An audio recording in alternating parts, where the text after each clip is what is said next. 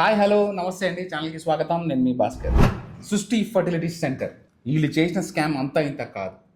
మనిషి వీక్నెస్ని యూజ్ చేసుకొని వీళ్ళు కోట్లు గడిస్తున్నారు. ఎంతో మందిని మోసం చేసి ప్రత్యక్షంగా పరోక్షంగా మనుషుల జీవితాలతో ఆడుకున్న ఈ సృష్టి ఫర్టిలిటీ స్కామ్ ఏంటో ఒక్కసారి చూద్దాం. సృష్టి ఫర్టిలిటీ సెంటర్ వీళ్ళు పలు చోట్ల వీళ్ళ బ్రాంచెస్ తెరవడం జరిగింది. విజయవాడ కావచ్చు, వైజాగ్ కావచ్చు, ఆంధ్ర, తెలంగాణ పలు చోట్ల తెరవడం జరిగింది. వీళ్ళు చేస్తున్న స్కామ్స్ కొన్ని చోట్ల బయటపడి చాలా ప్లేస్లో మూసివేయడం కూడా జరిగింది. వాస్తవానికి 2021లోనే వీళ్ళ లైసెన్స్ అయిపోయింది. సో పోలీసు వాళ్ళు వీళ్ళ మీద దృష్టి ఎప్పుడు పెట్టారంటే అస్సాంకి సంబంధించి రాజస్థాన్కి సంబంధించి ఇద్దరు కపుల్స్ విషయంలో వీళ్ళు బయటపడ్డాక వైజాగ్కి సంబంధించి సోకాల్డ్ కమిషనర్ పోలీస్ కూడా ఏదైతే ఫర్టిలిటీ సెంటర్ ఉందో వాళ్ళ మీద తనిఖీలు చేయడం జరిగింది. దీనికి తనిఖీలు చేసినందుకు గాను అక్కడున్న ఒక పొలిటికల్ ఎమ్మెల్యే తనని వేరే చోటకి ట్రాన్స్ఫర్ చేయడం జరిగింది. అంటే ఈ మేడం గారి అసలు స్కామ్లు ఏంటో మీరు అర్థం చేసుకోవచ్చు. ఈమె పేరు నమ్రత.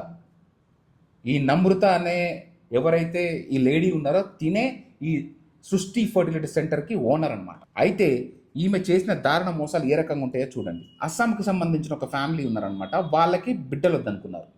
అదేవిధంగా రాజస్థాన్కి సంబంధించిన ఒక ఫ్యామిలీ ఉంది, వాళ్ళు ఏమనుకుంటున్నారంటే వాళ్ళకి పిల్లలు కావాలనుకుంటున్నారు. సో దేవుడు వాళ్ళకి పిల్లనిచ్చారు, వాళ్ళు వద్దనుకుంటున్నారు. వీళ్ళకేమో పిల్లలు కావాలి కానీ వీళ్ళకి కలగట్లేదు. సో వీళ్ళు ఏం చేశారంటే ఈ సరోగసి పద్ధతో లేకపోతే ఐవీఎఫ్ పద్ధతి ద్వారానో పిల్లల్ని పుట్టించుకుందామని వీళ్ళు అనుకున్నారు. అలాగే ఈ ఫర్టిలిటీ సెంటర్ గురించి తెలిసి ఇక్కడికి వెళ్ళడం జరిగింది. ఇందులో మధ్యలో ఏజెంట్లు కలెక్ట్ చేసుకొని ఈ మోసాలన్నీ జరుగుతున్నాయి. సో ఫైనల్గా కొద్ది రోజుల టైం అడిగారు, వీళ్ళు ఏదో టెస్ట్లు చేశారో వీళ్ళని ఎట్లా బురిడి కొట్టించారు. ఫైనల్గా మీకు సంబంధించిన ఎవరైతే బాబు ఉన్నాడో ఆ బాబే వేరే ఆమె కడుపులో ఉన్నాడు, మేము మీకు అప్పగిస్తామని చెప్పగా వీళ్ళు నమ్మారు. వీళ్ళు 35 లక్షల అమౌంట్ మాట్లాడుకున్నారు. అక్కడ ఎట్లా మీరు అబ్బాయి వద్దనుకుంటున్నారు కదా, పుట్టబోయే బిడ్డను మీరు వద్దనుకుంటున్నారు కాబట్టి ఆ బిడ్డను మాకు ఇచ్చేసేయండి, పైపెచ్చు మేమే మీకు డబ్బులు ఇస్తాం అనగా వాళ్ళు ఒప్పుకోవడం జరిగింది. వాళ్ళకి 90,000 మాత్రమే. సో వాళ్ళకి 90,000 ఇచ్చేశారు.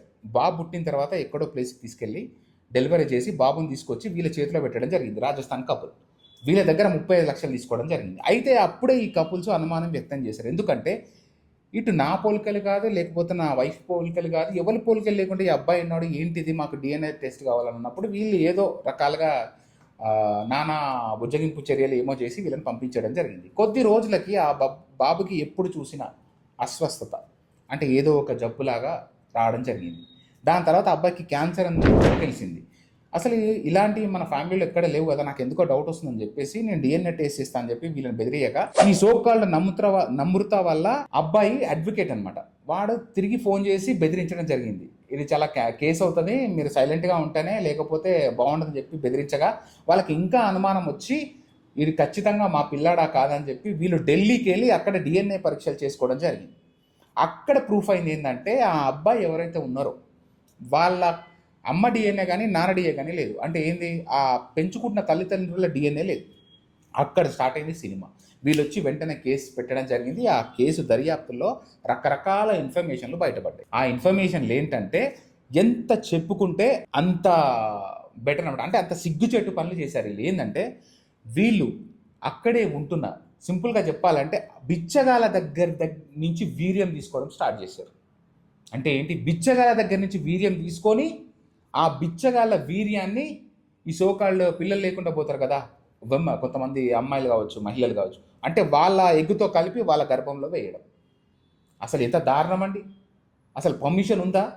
దీనికి ఒక ప్రణాళిక ఉంటుంది, దీనికి ఒక లీగల్ ఉంటుంది, లీగల్ ఇష్యూస్ ఉంటాయి. ఆ లీగల్ ఇష్యూస్ ఏవి పట్టించుకోకుండా ఒక బెగ్గర్సీ స్పామ్ని తీసుకొచ్చి వీళ్ళు దాంట్లో వేశారు. ఆ పిల్లలు ఎట్లా ఉంటారు చెప్పండి. అది కూడా వాళ్ళకి బిర్యానీ పొట్నాలో ఒక బీర్ బాటిల్లో ఇచ్చి 300తో వదిలిచ్చేసుకున్నారు. గట్టిగా అడిగితే 1000 రూపాయలు 2000. వాళ్ళకి ఆ వీర్యం కోసం గాను వీళ్ళకి ఆ బిఎఫ్లు ఇచ్చేసి అవి చూసేసి దాని తర్వాత వచ్చిన స్పోమ్ కలెక్ట్ చేసి ఈ దారుణాలకు ఒడిగట్టారు.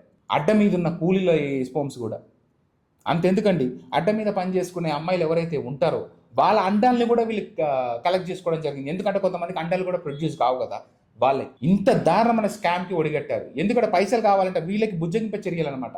వాళ్ళకి పిల్లలు పుట్టే సిచ్యువేషన్ లేకపోయినా కూడా మీకు పుడతారు అని బయట నుంచి తీసుకొచ్చి స్కామ్ అనమాట. ఇది ఎప్పుడైతే బయటపడిందో చాలా మంది, ఎంతో మంది ఈ ఏదైతే ఈ ఫర్టిలిటీ సెంటర్ని ఆశ్రయించారో పిల్లల కోసం ఇప్పుడు వాళ్ళందరూ కుప్పలు తిప్పలుగా వచ్చి కంప్లైంట్ చేయడం జరుగుతుంది. ఎందుకంటే వాళ్ళకు పుట్టిన పిల్లలా కాదా అని. ఇప్పుడు DNA పరీక్షలు ఇంత దారుణాలకు ఒడిగట్టింది. ఈ ఫర్టిలిటీ సెంటర్స్. అసలు ఇంత దౌర్భాగ్యానికి మన హైదరాబాద్ కావచ్చు, మన భారతదేశం కావచ్చు ఎందుకు వచ్చింది?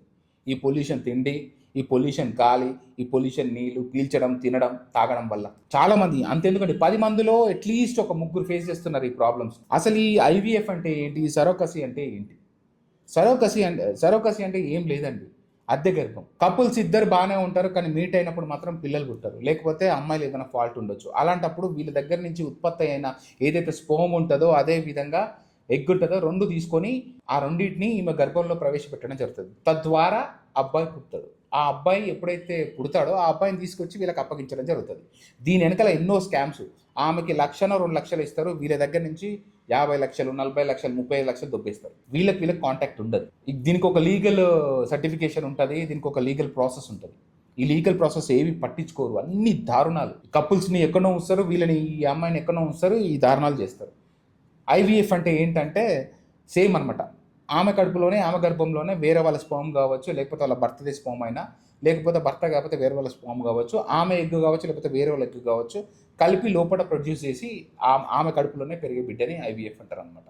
ఇలా రకరకాలుగా ఉంటాయి. యాక్చువల్గా స్పామ్ ఉండదండి మ్యాక్సిమం. కొంతమందికి స్పామ్ అసలు ఉండదన్నమాట. అలాంటి వాళ్ళకి వేరే స్పామ్ నుంచి డోనార్స్ వస్తారనమాట. సో దానికి కొంచెం అమౌంట్ ఖర్చు అవుతుంది. సో దాని కకృతి చూడండి వీళ్ళది. ఒక బెగ్గర్స్ దగ్గర నుంచి స్పామ్ తీసుకోవడం జరుగుతుంది. కొంతమందికి అమ్మాయిలకి ఎగ్ ప్రొడ్యూస్ కాదు, వాళ్ళకి ఈ అడ్డ మీద ఉన్న అమ్మాయిలు ఎవరైతే కూలీలు ఉంటారో వాళ్ళ దగ్గర నుంచి ఎగ్ తీసుకోవడం జరుగుతుంది. అసలు వీళ్ళకి ఒక సర్టిఫికేషన్ అనేది ఉండదు కదా, ఏం లేకుండా ఈ దారుణాలు పొడిపెట్టడం జరిగింది. పుట్టని వాళ్ళు కూడా పుడతారని చెప్పి మోసాలు వాళ్ళకి ఇచ్చేసి ఫైనల్గా వీళ్ళు దొరకడం జరిగింది ఈ తనిఖీలు చేయగా. ఇన్ని దారుణాలు ఐవీఎఫ్ పేరుతోటి, సరోగసీ పేరుతోటి. మీరు అంతెందుకు సెలబ్రిటీస్ ఎప్పటి నుంచో ఈ సరోగసీని యూజ్ చేసుకొని వాళ్ళ బిడ్డలు పుట్టించుకోవడం జరుగుతుంది. ఫర్ ఎగ్జాంపుల్ షారుఖ్ ఖాన్ కావచ్చు, లేకపోతే నయనతార కావచ్చు, మన హైదరాబాదీ మంచు లక్ష్మి కావచ్చు, ఇలా చాలామంది సెలబ్రిటీస్ ఉన్నారు. ఫరా ఖాన్ కావచ్చు, కరణ్ జోహర్ కావచ్చు, ఇలా చెప్పుకుంటూ పోతే ఇంకా చాలామంది ఉన్నారు. ఇది ఎందుకు వచ్చింది? పిల్లలు లేనప్పుడు అభాగ్యులు ఎవరికైనా సరే ఒక బాబు ఉంటే చాలు, ఒక పాప ఉంటే చాలు, పిల్లలు పెంచుకోవాలనే ఆశ ఉండే వాళ్ళ కోసం ఈ ప్రాసెస్. దీన్ని ఆసరా చేసుకొని ఇలాంటి స్కాములు చేసే వాళ్ళని ఎట్టి పరిస్థితుల్లో వదలకూడదండి. ఈ నమ్రత అనే ఎవరైతే ఈ డాక్టర్ ఉన్నారో, డాక్టర్ వేషంలో రాక్షసి, ఈమెకు శిక్ష పడి తీరాలి. ఇంకెన్ని దారుణాలు ఉన్నాయో, ఇంకెన్ని ఫర్టిలిటీ సెంటర్స్, అడుగడుగున ఫర్టిలిటీ సెంటర్స్ ఎందుకు తయారవుతున్నాయి? వీళ్ళు కావాలనే వీళ్ళు మోసాలు చేస్తున్నారా ఏంటో అర్థం కావట్లేదు. సో ఎవరైతే పెళ్ళైన తర్వాత పిల్లలు పుట్టకుండా ప్రాబ్లమ్ ఫేస్ చేస్తున్న కపుల్స్ ఉన్నారో, మీరు లీగల్గా పర్ఫెక్ట్గా పకడ్బందీగా వెళ్ళండి, లేకపోతే ఇలాంటి మోసాలు మీరు చూడాల్సి వస్తుంది. So be careful couples. Thank you friends. ఇది 10 మందికి ఉపయోగపడాలంటే మీరు ఈ వీడియో షేర్ చేయడం వల్ల కొంతమంది జీవితాలనే బాగుపరచవచ్చు మనం. Thank you so much. ఉంటా.